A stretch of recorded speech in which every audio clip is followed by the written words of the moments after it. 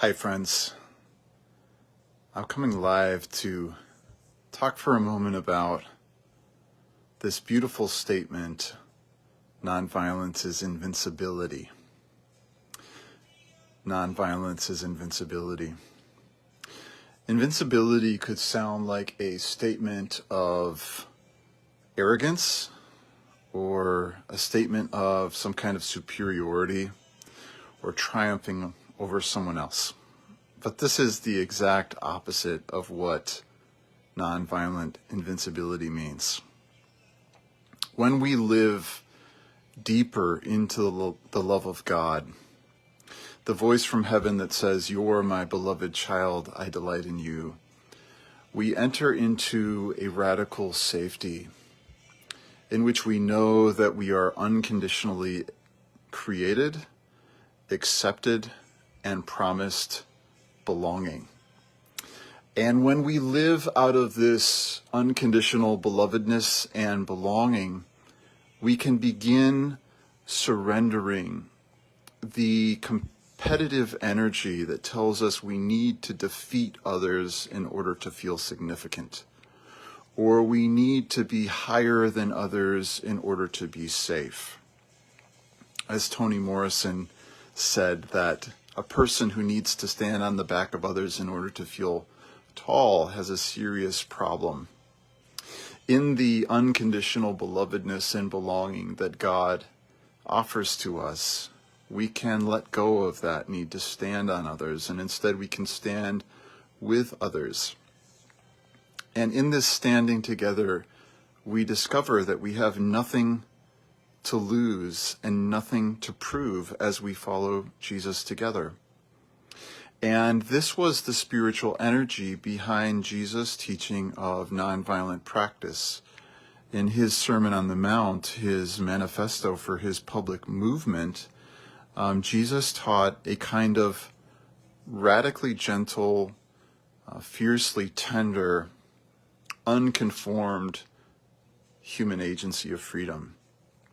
He said, if someone forces you to go 1 mile, walk with them a 2nd mile.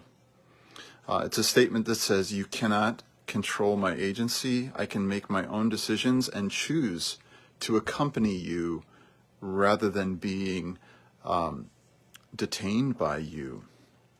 If someone slaps you on one cheek, turn to them the other. This is an act of presence, of facing the oppressor with your own humanity, but refusing to be conformed to and to copy the aggression of the aggressor. Jesus says if someone curses you, to bless them.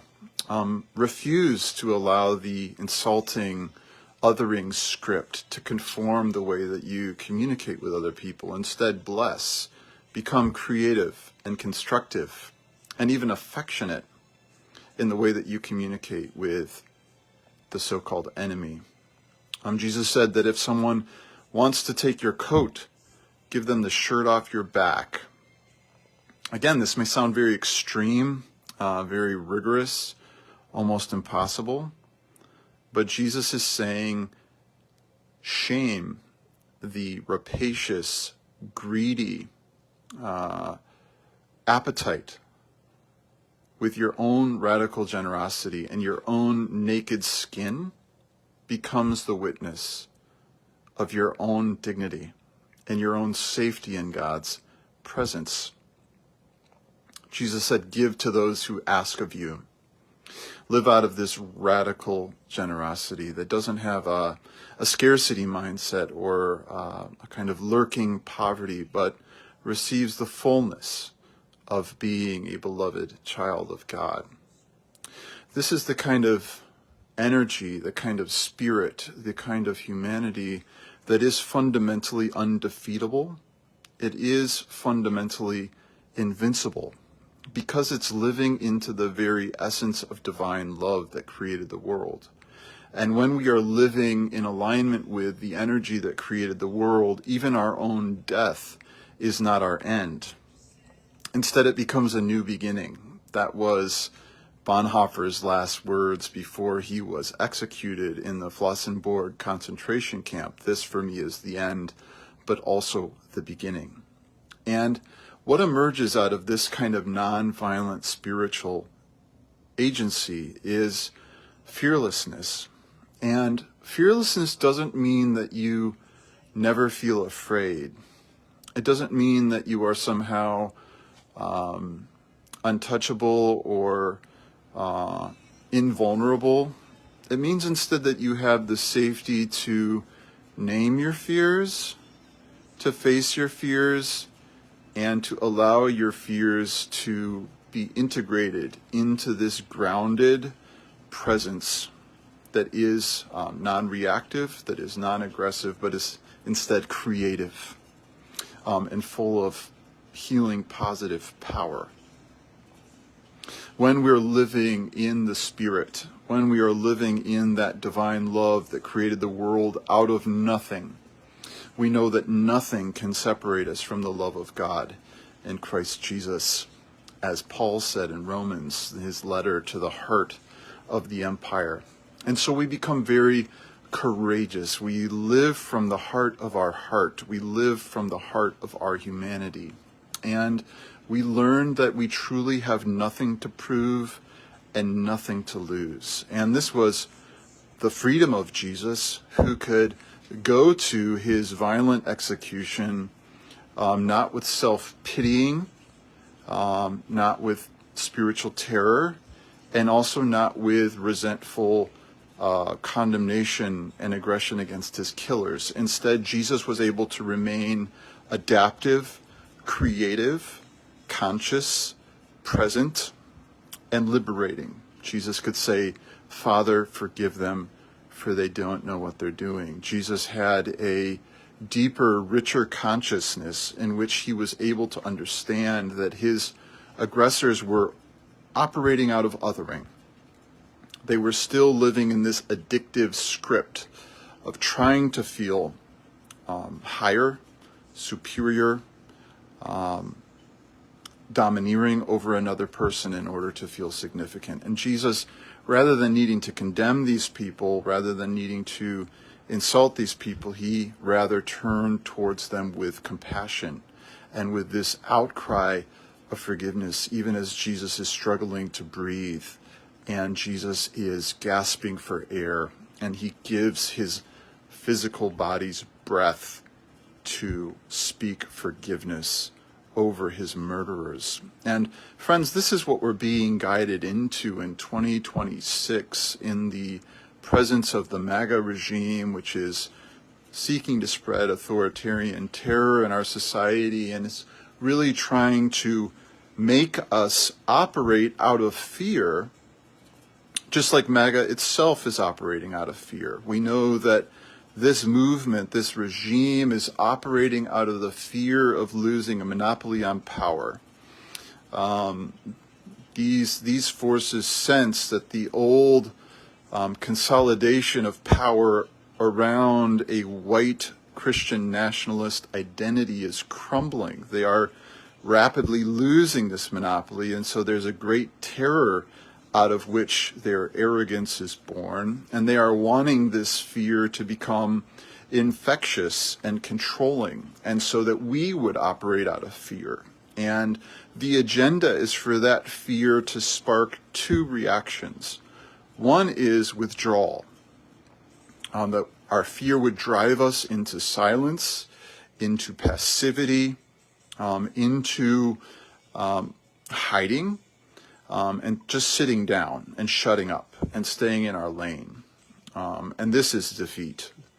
The other reaction that this fear-based movement is seeking to provoke in us is for us to become reactive, aggressive, insulting, violent. The hope is that we would mirror the violence of MAGA with more violence, and thus that we would justify the MAGA movement to become even more violent.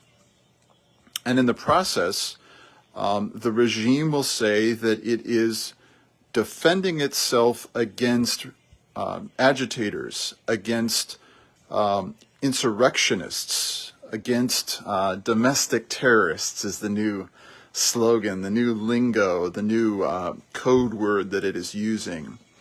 And very well, if we respond to violence with violence, we do lend some false credibility to its own rules of the game.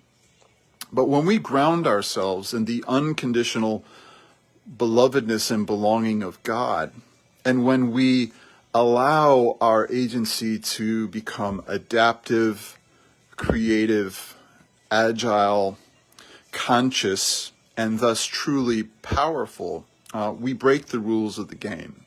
And we rewrite the rules of the game in which a fierce gentleness, a courageous tenderness, a potent sweetness, a kind of luscious, invincible power is made manifest. And this kind of power, this power of love, it scrambles, it befuddles and confuses and terrifies authoritarian power. And that's exactly what we need today. We need to confound power. Paul wrote again to the heart of the Roman Empire, "Do not be conformed to the patterns of this world, but be transformed by the renewing of your mind," your nous, your operating system, your basic paradigm for engaging life with others. And as we engage in this non-violent action that Jesus in many ways innovated and that has grown throughout the Jesus movement, all the way to Howard Thurman and Martin Luther King Jr. and Dorothy Day and so many throughout our tradition, we begin rewriting the rules of the game, and we begin transforming culture rather than simply reacting to culture or conforming to culture. And that's my invitation to you today. I invite you to grow in the invincibility of nonviolent action, nonviolent consciousness, nonviolent agency. Again, when we allow ourselves to hover and to sink into the infinite love of God that created us, that sustains us, and that promises us new life, something really wildly strange happens. You know, Jesus said, "Love your enemy." And Paul said that death is the last enemy. And when we sink deeper into this infinite love of God that made us, we can learn to love even death itself. We can learn to love even death itself, because we realize that death is simply a door that delivers us into that everlasting, unconditional belovedness and belonging. And of course, we grieve death. Many of my loved ones have died. Some of them have died violently. And of course, we miss them. And our hearts are broken when we have to surrender our loved ones in this first stage of our journey. Hi, Yoni, I see you. It's good to see you, my beloved brother. We've done some good grieving together, haven't we? But when we do ground ourselves in this nonviolent, infinite, eternal energy of divine love, we can see death itself as our friend, as gentle, as trustworthy, as safe, as good for us. Because what death means is this: death sets a radical limit on the power of injustice. Whenever someone is killed, they are fundamentally delivered out of the hands of their oppressors. And they are delivered into the everlasting safety of God's hands. And they are reunited with all of our ancestors who have gone before us, what the New Testament calls the great cloud of witnesses. And death also means that the suffering that can be inflicted upon our mortal bodies reaches a limit that cannot be crossed.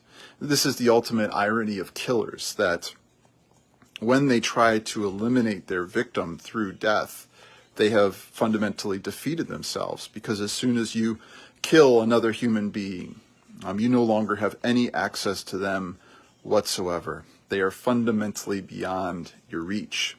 And this is the strange brilliance with which God has created us as these mortal dying creatures, that we can only suffer to a certain extent. And of course, we can suffer grievously, horrifically, terribly. But we can only suffer to a finite extent. Our suffering is not infinite. And after a certain point of suffering that leads to death, we are set free. We are ushered through that door of death into what Paul called the glorious freedom of the children of God. And so we don't need to fear death at all. And so that ultimate weapon of authoritarian power, that ultimate weapon of domination, is disarmed in the nonviolent consciousness of God's love. Death is not a weapon for us anymore. Death is a door. Death is a bridge. Death is a friend. Death is an invitation into the everlasting welcome of God, what one of my Facebook followers calls the forevermore. And this was the witness of Dr. Martin Luther King Jr. You know, in these last few weeks, I have been thinking often of Dr. King's last speech. There he is.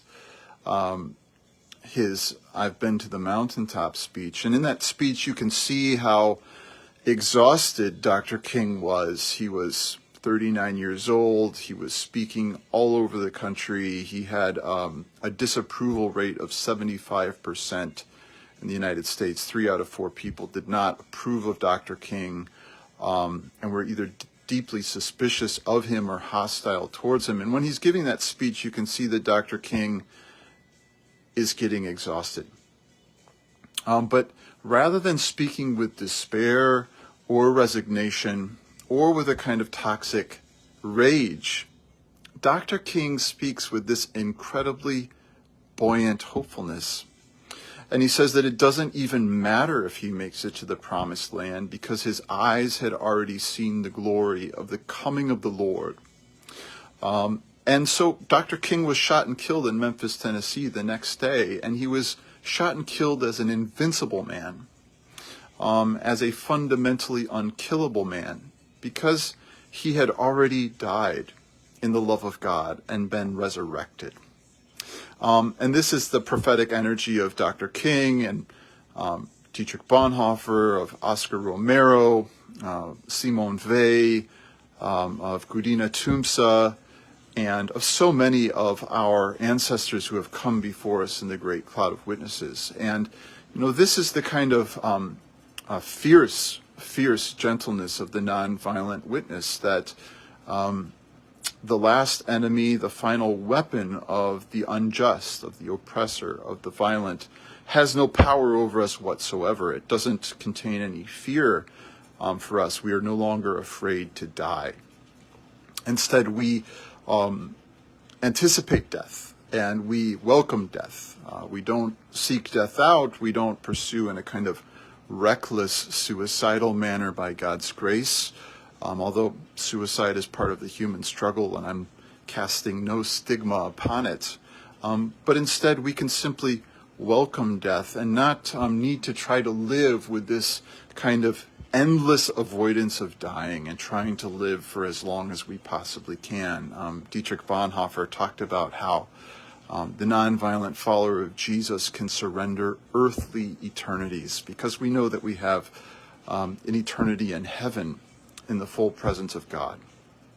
So today, dear friends, I want to encourage you, grow deeper in your nonviolent practice and discover the invincibility of nonviolence. You don't need a Second Amendment right to be safe. You don't need to be insulting or aggressive or othering in order to be secure. Instead, our security comes from hearing that echo from heaven that says, "You are my beloved child, I delight in you." And that is the echo of the voice that created us out of nothing in the beginning, when God said, "Let there be, let there be, let there be." And then God saw that what God had created was good and very good, and God blessed it with goodness and with peace. And that is the word that will create us out of the nothingness of death once more and the resurrection of everlasting life. So friends, today, say yes to heaven. Say yes to belovedness. Say yes to the unconditional belonging of the nonviolent. And when we do this together, we enter into Jesus' third blessing on the beatitudinal way, where he says, "Blessed are the nonviolent, because they shall inherit the earth." This is the only way, friends, to inherit the earth.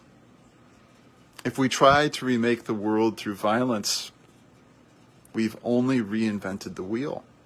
There's nothing new in the way of violence. There's nothing new in the way of othering. There's nothing new in the way of domination or empire. When we do that, we're simply entrenched in that addiction of trying to do the thing that hurts us and hoping that it will help us. When we enter into nonviolence through processing our poverty and processing our grief, we're promised that we will inherit the whole earth, and that a new beginning, a planetary new beginning, a cosmic new beginning, is promised to us as our birthright as children of God. So, dear friends, today I say blessings to you in your poverty, blessings to you in your grief, and blessings to you in your nonviolence. Nonviolence is invincibility. We have nothing to lose, and we have nothing to prove. So today, let's get agile. Let's learn to move in our consciousness and respond to rage, to respond to grief, to respond to gaslighting and shaming with blessing, with generosity, with fierce presence that refuses to be displaced, and with that creative energy of Jesus, even in the face of execution, that says, "Father, forgive them. They don't know what they're doing. They're not there quite yet. Their consciousness has not yet broken out of the addiction of violence and thinking that we're safe through othering." I'm grateful for you, friends. I'm grateful that we walk together, whether it's here in Chicago or around the United States or in Australia or England or Thailand or Ethiopia or the Netherlands or Germany or India or China. This cosmic border-crossing community of followers of Jesus and human beings who are learning to live and to die. What a privilege it is to share this journey with you. Blessings. And Yoni, last word to you, my brother. I love you and miss you. Grace to you in Addis Ababa. Thank you, everyone. Nonviolence is invincibility.